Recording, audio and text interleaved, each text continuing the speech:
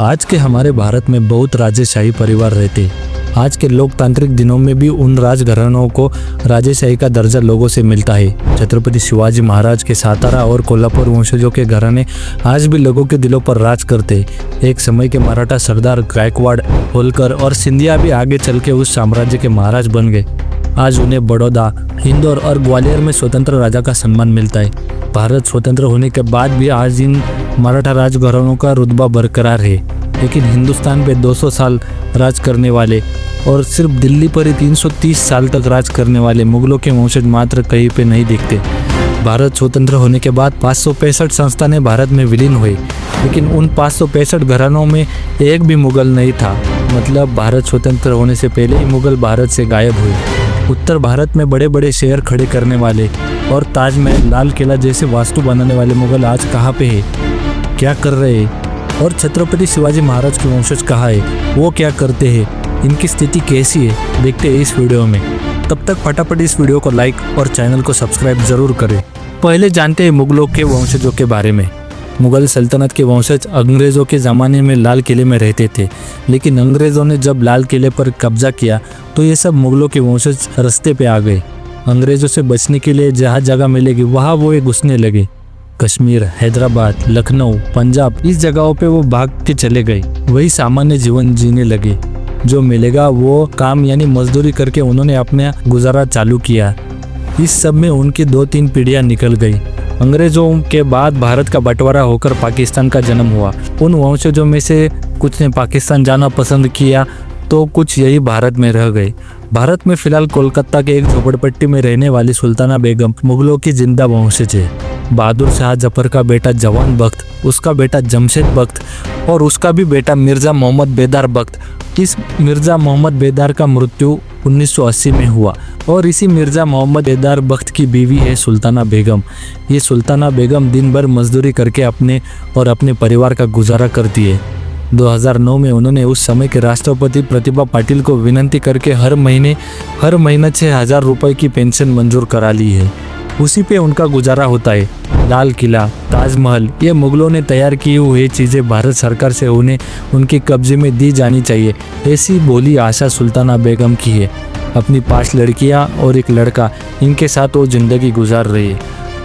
वही हैदराबाद में रहने वाली बेगम लैला उमा हनी, ये बहादुर शाह जफर का पोता मिर्ज़ा प्यारे इनकी लड़की है। उनके पति का नाम याकूब मेनुद्दीन तुसी। इन लैला उमा हनी के बेटे जियाउद्दीन तुसी, मसीउद्दीन तुसी, ये दोनों भी हैदराबाद में ही काम करते हैं। जियाउद्दीन तुसी हैदराबाद में एक सरकारी ऑफिसर में काम करता है, वही मसीउद्दीन तुसी एक होटल में कुक का काम करते हैं। इन सब लोगों को स्वतंत्र भारत में सम्मान का स्थान चाहिए, वो भी मुगलों के वंशज होने की वजह से। इस पर आपकी क्या राय है, हमें कमेंट करके ज़रूर बताएं। इसके अलावा इन्हीं मुगलों ने पहले जो किले या फिर जो भी स्ट्रक्चर खड़े किए, इसमें उनको हिस्सा चाहिए। इसके अलावा पाकिस्तान में भी इसके बहुत वंशज अभी जिंदा है। अब देखते हैं छत्रपति शिवाजी महाराज के वंशजों के बारे में। छत्रपति शिवाजी महाराज के 2 बेटे थे, छत्रपति संभाजी महाराज और छत्रपति राजाराम महाराज। इसमें से उनके बड़े बेटे थे संभाजी महाराज, उनके बेटे थे और संभाजी महाराज के बेटे थे शाहू महाराज। संभाजी महाराज के मृत्यु के बाद उनके छोटे भाई राजाराम महाराज ने छत्रपति की गद्दी संभाली।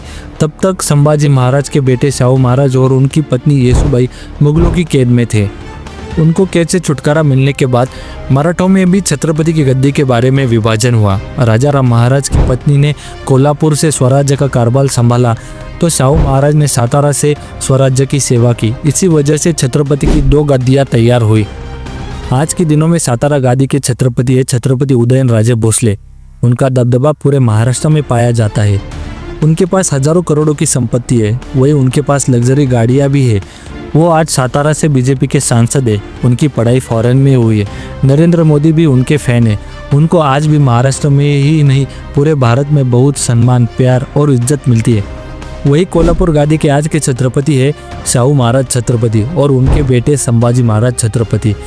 वही शाहू महाराज छत्रपति कांग्रेस से लोकसभा में सांसद चुन के आए हैं। वही उनके बेटे संभाजी महाराज छत्रपति भी राज्यसभा से सांसद रह चुके हैं। कोल्हापुर के अलावा पूरे महाराष्ट्र में भी उनका दबदबा है। उनके पास भी करोड़ों की संपत्ति, विंटेज गाड़ियां और जमीनें हैं। उनका रॉयल पैलेस कोल्हापुर में फेमस है। वही हर दशहरे के दिन उनकी रॉयल रैली निकलती है, जिसे देखने के लिए हजारों लोग सड़कों पे खड़े होते हैं। जिन मुगलों ने 330 साल तक इस देश पे राज्य किया, मंदिर तोड़े, माता बहनों की इज्जत लूटी, लोगों का धर्मांतरण किया, उनके वंशज आज सरकार से 6,000 रुपये की पेंशन पाते हैं। वही अपनी जान पर खेलकर इस देश का सम्मान बचाने वाले छत्रपति शिवाजी महाराज, छत्रपति संभाजी महाराज के वंशज रॉयल जिंदगी जी रही है। इस सब से आपको क्या सीख मिली, हमें कमेंट करके ज़रूर बताइए। ऐसे ही इंटरेस्टिंग स्टोरी के लिए हमारे इस चैनल को सब्सक्राइब ज़रूर करें।